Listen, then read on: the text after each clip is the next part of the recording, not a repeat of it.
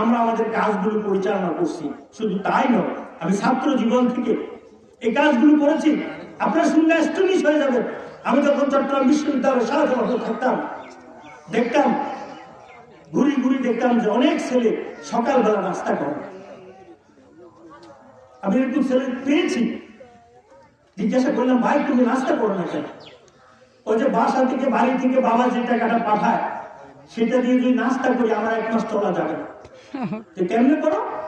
আমি সকালে একসাথে ঘুম থেকে উঠে যাই, নামাজ করি, পানি টানি খেয়ে আমরা একটু ঘোরাফেরা করি, 10টা 10টার দিকে একসাথে দাঁড়িয়ে দুপুরে ভাত খেয়ে তারপর তারা ক্যাম্পাসে চলে।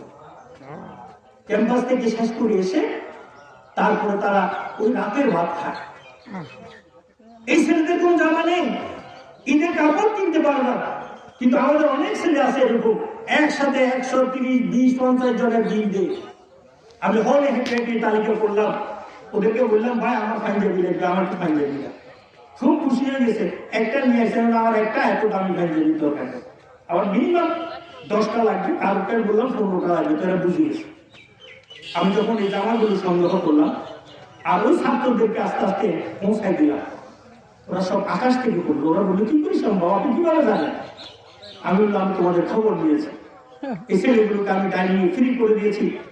এবং আমি সেই বাসের সামনের যে দোকানে সকালবেলা আমাদের নাস্তা হয়, একটা ডিম পোস্ট, 2টা পাউরুটির ফিস, বিশ্ববিদ্যালয়ের ছাত্রদের কথা বলছি। অনেককে আমরা সেভাবে তাদেরকে সাহায্য করি, লেখাপড়া করি। আজকে তারা কেউ ম্যাজিস্ট্রেট, কেউ প্রফেসর। বাংলা